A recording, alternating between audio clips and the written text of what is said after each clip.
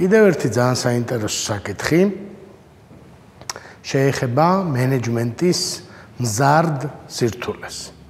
მოკლედ ჩვენ ვამტკიცებთ, რომ უბრალოდ ჩვენ ვამბობთ და თქვენ დაფიქრდით, რომ რაც დრო გადის მენეჯმენტი სულ უფრო რთული საქმიანობა ხდება და ეს გართულება გაგრძელდება ისევ და ისევ.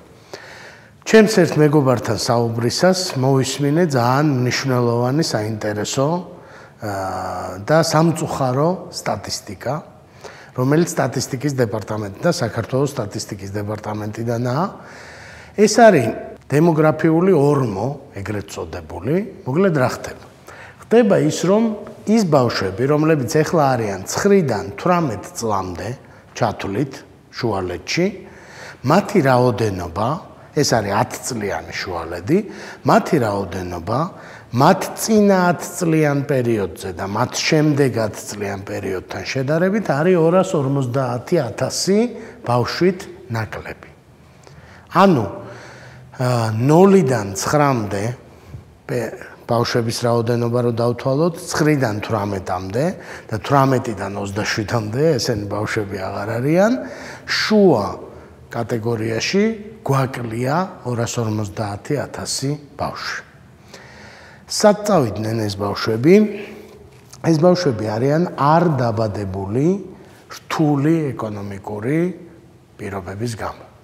ეს არის, რო გადათვალოთ დღეიდან უკან 18 წლის, ახლა ამჟამად 18 წლის ბავშვები არიან 96-ში დაბადებულები და ამჟამად 9 წლის ბავშვები არიან დაბადებული 2005-ში. 96-დან, ანუ 95-დან 2005-მდე შუალედში 250,000 ბავშვი არ დაიბადა. 10 წლიან შუალედში 250,000 ბავშვის ნაკლებობა ჩვენ რეალობაში ნიშნავს, რომ ამ სეგმენტში ჩვენ გვყავს ნახევარი მუშახელი იმისი, რაც უნდა ყოლოდა. ეს კიდე თავის მხრივ ნიშნავს, რომ ეს დემოგრაფიული ორმო სულ ცოტა ხანში შეხედეთ 18 წლის არიან ეს ბავშვები ახლა უკვე 1-2 წელიწადში მოაკაკუნებს ქართული ორგანიზაციების კარზე. ანუ თქვენს კონკურსებზე, რომელზეც დღესაც ძალიან რთულია ნიჭიერი და კარგი ახალგაზრდების პოვნა, მოვა 2-ჯერ უფრო ნაკლები კანდიდატი. თქვენ ტესტირებას და გადარჩევის მეთოდებს გაცილებით ნაკლები ადამიანი გამოეხმაურება, ვიდრე ეს ხდებოდა აქამდე. უკვე დღეს ჩემი კოლეგები, ვინც მუშაობენ ბანკებში და სხვა დიდ ორგანიზაციებში, ჩივიან, რომ ახალგაზრდებს არ უნდათ მარტივი უბრალო პოზიციების დაკავება, რომ ალტერნატივები გაუჩნდათ ძალიან ბევრი და რომ ეს პროცესი თანდათან კიდევ უფრო რთულდება. ეხლა ერთი წუთით დაფიქრდით, როგორი სამართავია მენეჯმენტის თვალსაზრისით, როგორი სამართავია ახალგაზრდა, რომელსაც აქვს ძალიან ბევრი სხვა ალტერნატივა. ანუ სამსახურის შოვნა არ გაუჭირდება, თქვენგან წავა ხვალ და ზეგ ახალ კარგ სამსახურს იშოვის, ხო? ეს არის ძალიან რთული სამართავი კატეგორია. რაც დრო გავა, ჩვენ ვამბობთ, რომ შემდეგ 5 წელიწადში ეს სირთულეები მხოლოდ გაუარესდება, ასე ვთქვათ, მენეჯერებისთვის. მეორე საკითხი არის განათლების ხარისხი. ის ხალხი, რომელიც ახალგაზრდები, რომლებიც თუნდაც 5 წლის წინ აყვავდა სამსახურში, იყო 5 წლის წინანდელი და 10 წლის წინანდელი განათლების სისტემის პროდუქტები. დღეს გაცილებით უფრო მეტი ახალგაზრდა, მადლობა ღმერთს, სწავლობს გაცილებით უკეთეს სასწავლებლებში, საქართველოშიც და საქართველოს ფარგლებს გარეთაც. უკეთესი დიპლომები ექნება ამ ხალხს. უკეთესმა პროფესორებმა ასწავლეს და უკეთესი სილაბუსებით ასწავლეს. უკეთესი განათლება მათთვის დასაქმების ამოცანას კიდევ უფრო გაამარტივებს. კიდევ ერთი რაც ხდება, ეს არის რომ მოდის თაობა და თქვენ ყველანი ამას შეამჩნევთ ყოველდღიურობაში, რომელსაც გაცილებით ნაკლები სტერეოტიპი აქვს. საერთოდ არ აქვს ამ ხალხს პრობლემა რომ იმუშაოს სასტუმროში, იმუშაოს მომსახურების სფეროში, ხო? ვაჭრობაში იმუშაოს და ასე შემდეგ, ხო? გაცილებით ნაკლები სტერეოტიპი ნიშნავს გაცილებით მეტ ალტერნატივას პოტენციური დასაქმების, ხო? ჩემი და ჩემი მეგობრების შვილები 18, 19, 20 წლის ბავშვები ამბობენ რომ სამსახურის პრობლემა საერთოდ არ ესმით რატო არსებობს, იმიტომ რომ მათ თითოეულ მათგანს აქვს ძალიან ბევრი ალტერნატივა. დაწყებული თხილამურების მასწავლებლობიდან დამთავრებული რაღაც კომპანიებში მუშაობით, იგივე ბანკებში, რომლებიც სხვათა შორის მანდამაინც ყველას არ მოსწონს, ასე ვთქვათ, უკვე ასარჩევად როცა გაჩნდა, არ მოსწონს ყველას ეს ალტერნატივა.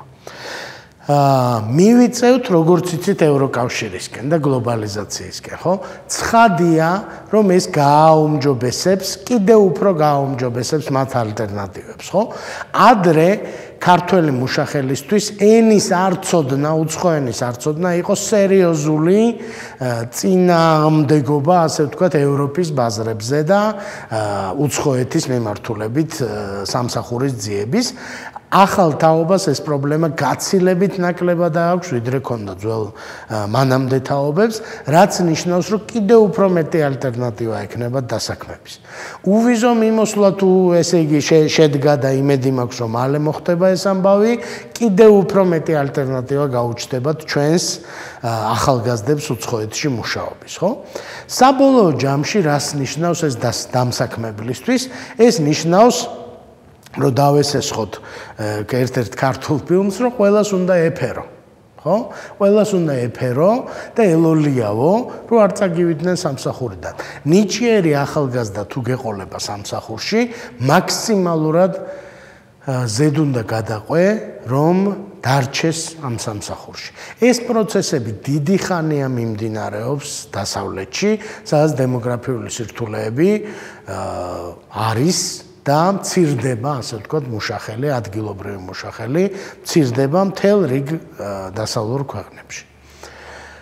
კიდევ ერთი, რასაც ეს გამოიწვევს, ასე ვთქვათ, დემოგრაფიული ორმო გამოიწვევს, ეს არის აუცილებლობა შუახნის ხალხის დაქირავების. შუა და მაღალი ასაკის ხნის, ანუ გულისხმობ 40-50 წლის პლუს მინუს მიდამოებში მყოფი ხალხის დაქირავების. ესენი კიდე ცალკე სირთულეა, ასე ვთქვათ, იმიტომ რომ ჩვენ მენეჯერებს არა გვაქვს, ან არასაკმარისად გვაქვს ამ ხალხთან მუშაობის გამოცდილება, იმიტომ რომ მოგეხსენებათ, რომ ცხოვრების მეორე ნახევარში პრიორიტეტები ძალიან მნიშვნელოვნად იცვლება და ძალიან ბევრ ადამიანს ძალიან სერიოზული აქცენტი გადააქვს, თქვათ, პროფესიული ცხოვრებიდან პირად ცხოვრებაზე, ოჯახზე, შვილებზე, მათ კარგად ყოფნაზე, ჰობიზე და თავისი ცხოვრებით, ასე ვთქვათ, იწყებენ ცხოვრებას და მათი მენეჯმენტით საკმაოდ სერიოზული გამოწვევა იქნება ბევრი ახალგაზრდა მენეჯერისთვის და ამასაც სჭირდება სწავლა და განვითარება. კანონმდებლობა, შრომითი კანონმდებლობა მოგეხსენებათ, როგორ იცვლება და იგივე ევროკავშირთან ინტეგრაციის პროცესში კიდევ უფრო მეტად არის მოსალოდნელი ამ პროცესის გაგრძელება. სულ უფრო რთული იქნება სამსახურიდან დათხოვნა, ეს პროცესი ეხლაც მიმდინარეობს, სულ უფრო რთული იქნება ადმინისტრაციული სანქციები, სულ უფრო მეტი რეგულირება იქნება ხელფასთან და დაზღვევასთან, sapensio სქემასთან და ასე შემდეგ დაკავშირებით და სულ უფრო ჭყალებში შეეკურება ხელები მენეჯერებს ძალიან ბევრ გადაწყვეტილებაში და ბევრ საქმიანობაში. კონკურენცია გაძლიერდება.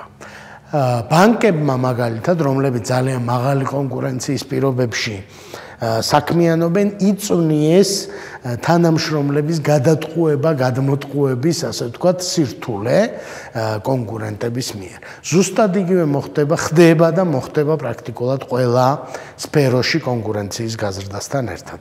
ეკონომიკური ზრდა, რომელიც ბოლო წლების განმავლობაში, ალბათ 10 წლის განმავლობაში, სხვადასხვა მეტ-ნაკლებად საკმაოდ მაღალი იყო საქართველოში, ავტომატურად ნიშნავს მეტ სამუშაო ადგილს. მეტი სამუშაო ადგილი და ნაკლები ადამიანები, ნაკლები ახალგაზრდა ადამიანი ავტომატურად ნიშნავს მუშახელის გაძვირებას. ანუ იმ ხელფასად, რომელ ხელფასადაც ქართული კომპანიები ხალხს ამუშავებდნენ და იმ პირობებში, რაც დრო გავა, მით უფრო რთული გახდება ნიჭიერი და კარგი ხალხის შენარჩუნება, მით უმეტეს რომ კონკურენცია იქნება ფაქტიურად გლობალური მასშტაბის.